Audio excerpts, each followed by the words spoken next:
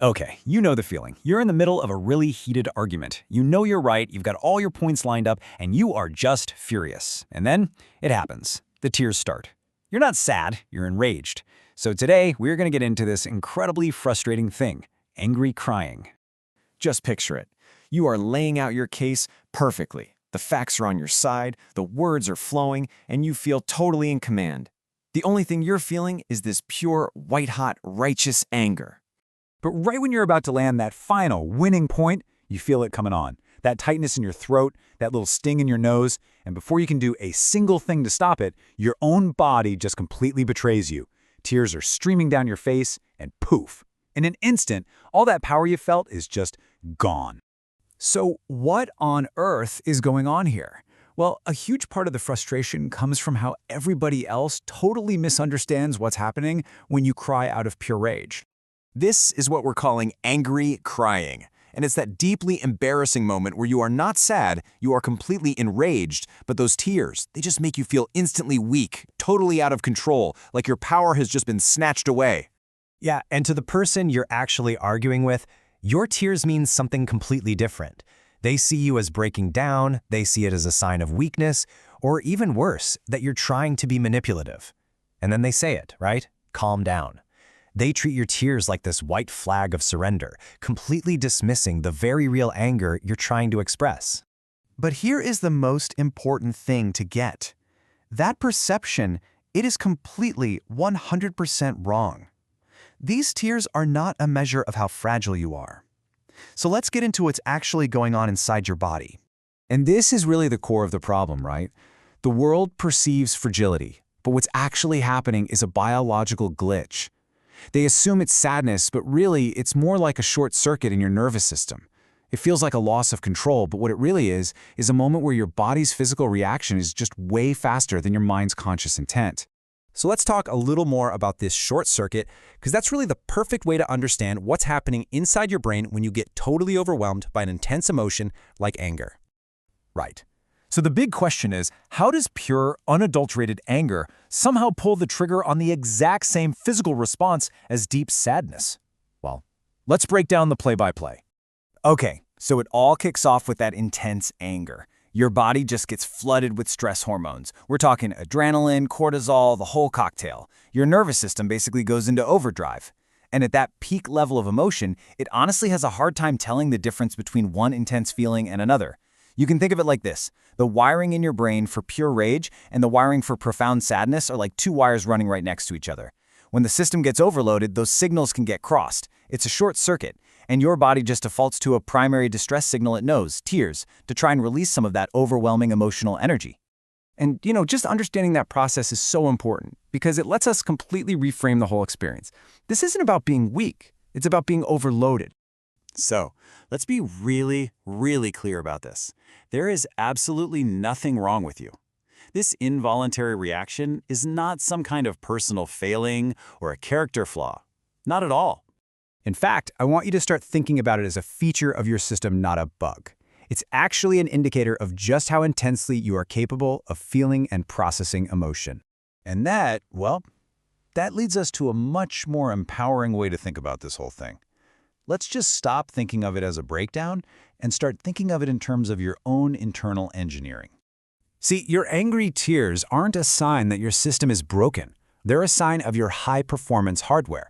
It means you have a highly sensitive, highly responsive nervous system that's processing a massive amount of emotional data all at once. It's not faulty, it's powerful. So I'm going to leave you with this question.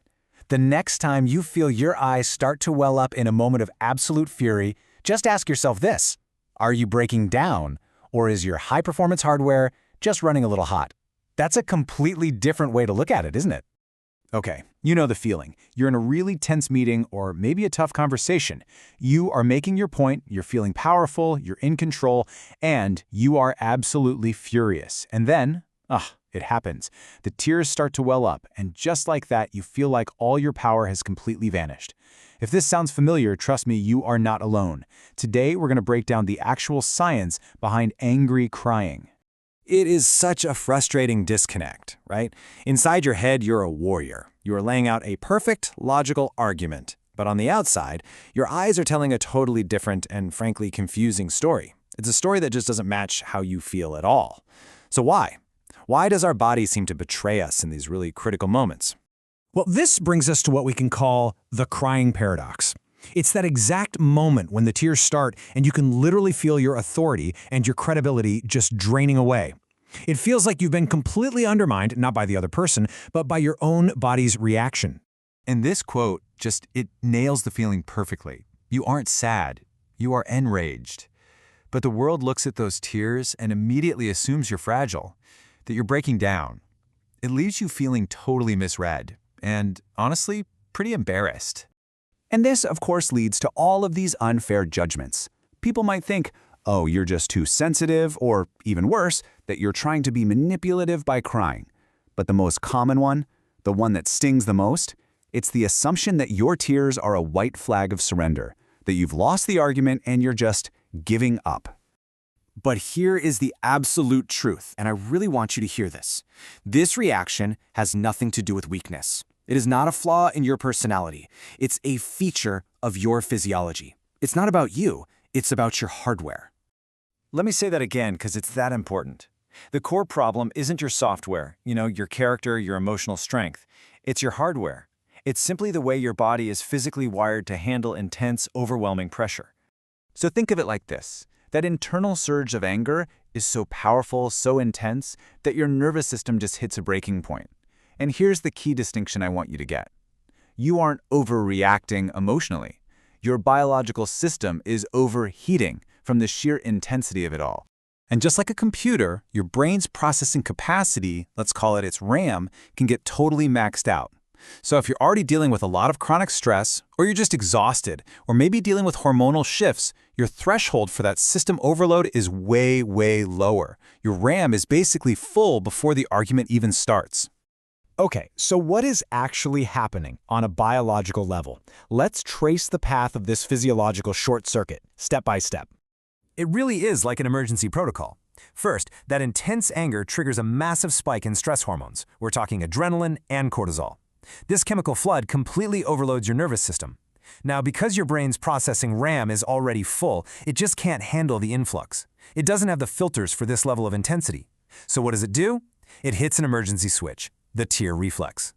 So at the end of the day, the tears aren't about sadness at all. They are a physical release valve. Your body is activating the lacrimal system, your tear ducts, to literally flush out those excess stress chemicals and bring your overheated system back into balance. It's a purely mechanical response. So with all this in mind, we need to completely reframe this reaction. This is not a sign of surrender. It's a sign that your system is working, and maybe even working overtime to protect you. I'll say it again. These tears are not a white flag. Think of them as the cooling fan on a high-performance computer kicking into overdrive. They are a sign that your hardware is so responsive, it's actively preventing a total system crash. It's actually a protective mechanism. All right, so let's boil this down. What should you take away from all this? First, and most importantly, angry tears can just be a reflex, not an emotion. Second, your body is literally protecting itself from being overwhelmed. Third, having this strong reaction can actually be a sign of a highly responsive, high-performance nervous system. And the biggest one, you are not weak. Your hardware is just working incredibly hard. So I'll just leave you with this final thought to chew on. What if this thing that we've all been taught to see as some kind of embarrassing biological glitch isn't a glitch at all? What if it's actually one of your system's most effective and most powerful protective features? All right, let's get right into it. We're going to decode one of the most frustrating human experiences out there. Crying when you're not sad, you're just intensely, unbelievably angry. Oh, you know this moment. I mean, you really know it. You're in the middle of a heated discussion. You are making your point. You are 100% in the right. And then, just as you're about to deliver that final, perfect argument, it happens. You feel that sting behind your eyes. And that's the real question, right? Why? Why does your body feel like it's betraying you in that exact moment? It's this total disconnect. Your mind is screaming fury, but your body's response is just tears. Okay, so first up, the tears of rage. Let's really dig into what this feels like on the inside, and maybe more importantly, how it gets so misunderstood by everyone on the outside. I mean, the second those tears start to fall, You can feel it, right? The whole energy of the conversation just shifts instantly. All of a sudden, your powerful, logical point is just gone. It's like all that strength, all that righteous anger just vanishes into thin air. And this is why it feels so awful. Because the people looking at you, they don't see your rage. They see your tears, and they assume you're weak. Or worse, that you're trying to be manipulative. Your tears look like this white flag of surrender. But inside, you are absolutely ready for battle. But here's the thing. What if this isn't some kind of character flaw? What if you're not surrendering at all? The answer, it turns out, isn't about your personality. It's all about your biology. And this really gets to the heart of the conflict, doesn't it? What you're feeling inside is pure, articulate fury, but what the world sees? Sadness, fragility, a complete breakdown. And that huge gap between the two, that's where all the frustration is born. So let's get this straight. Angry crying is not, I repeat, not a measure of your sadness. It's more like a biological glitch, you know? It's just a moment where your body's reaction system is moving way faster than your conscious mind. So let's look under the hood. What is actually going on inside your brain? Well, you can think of it like a little short circuit. Okay, so here's how it goes down. Step 1, you experience a super intense emotion, like rage. We're talking high voltage stuff. Step 2, your nervous system just gets totally overwhelmed. It's too much to handle. So what does it do? It short circuits. It hits an emergency button, and that button activates the tear response. Those tears, they're actually acting like a biological cooling system, trying to bring down that intense emotional temperature.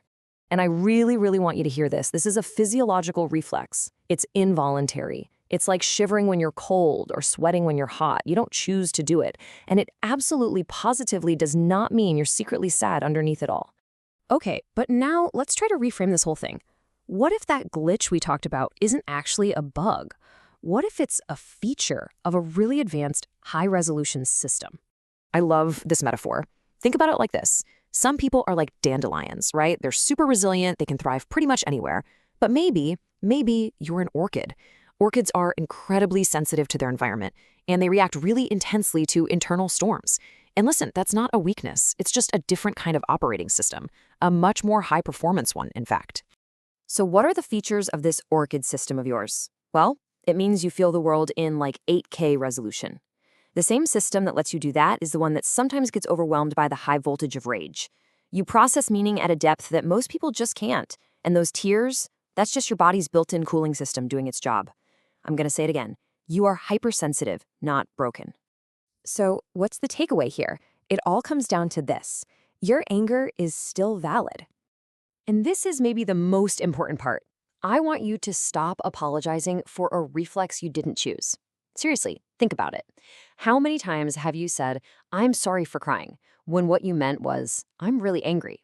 You're apologizing for a biological process. You gotta let go of that shame. I want this to really, truly sink in. Your anger is valid, even if it's dripping down your face. The tears don't cancel out the anger. They're just a side effect of how intense it is. Your point, your argument, your feelings, they are all 100% valid, tears or no tears. Because you can be both. You can be powerful and overwhelmed at the exact same time. That's the complex, beautiful truth of having this high-resolution hardware. The validation you're looking for isn't for being sad. It's for the reality that you can be strong and articulate and be physically overwhelmed by the intensity of your feelings. Those two things aren't mutually exclusive. They can exist together. So I'm going to leave you with this to chew on. What if your greatest sensitivity is also your greatest strength? I mean, that same system that feels everything so deeply, the good and the bad, the one that sometimes results in tears, it's also the source of your deep empathy, your creativity, your unique way of seeing the world. What if it was never a bug to be fixed, but the very source of your power all along? You know the moment. You're in a heated argument, you're making a fantastic point, you are so right.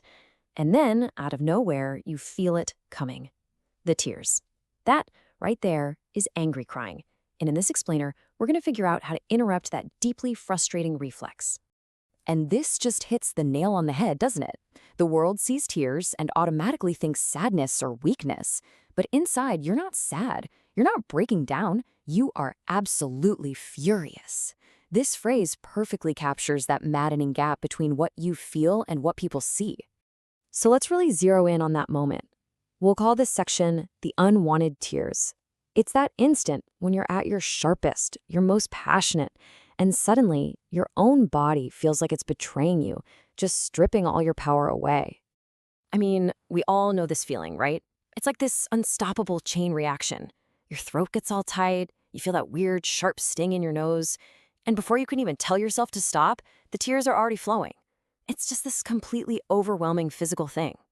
And the emotional hangover from it is just awful. It can leave you feeling so weak, like you just gave up, or even worse, you worry that other people think you're trying to be manipulative. But really, it all just boils down to feeling totally out of control and completely misunderstood. But what if this isn't an emotional failure? Okay, this brings us to a new way of thinking about it, as a biological glitch.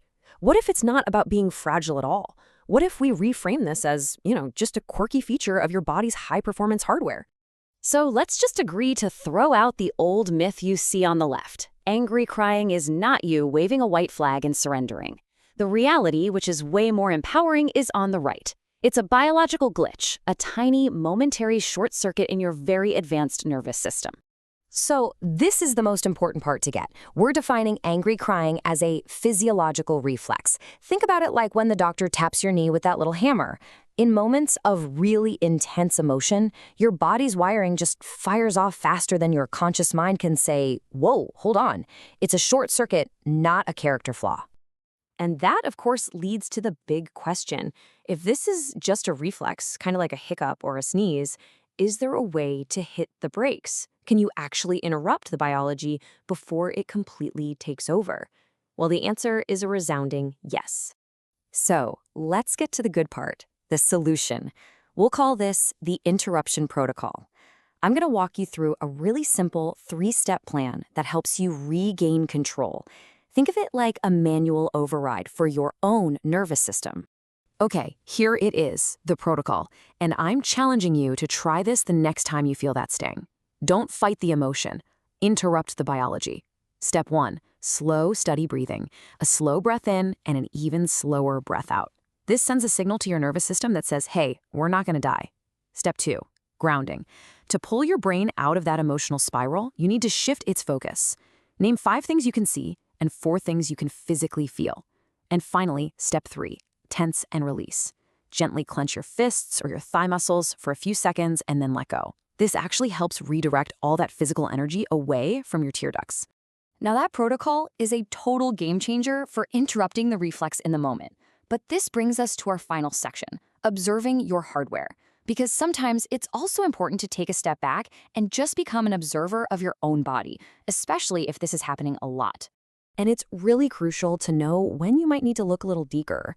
I mean, if this reflex ever feels physically painful, if it's getting in the way of your work or relationships, or, if you think there could be a physical cause, like maybe chronic eye irritation, it's always a good idea to talk to a professional.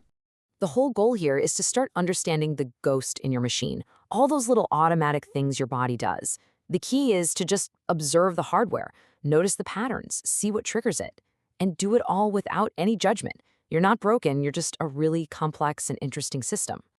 And this is what I really want you to take away from this. Please, don't let a simple biological reflex silence your voice or make you feel less powerful.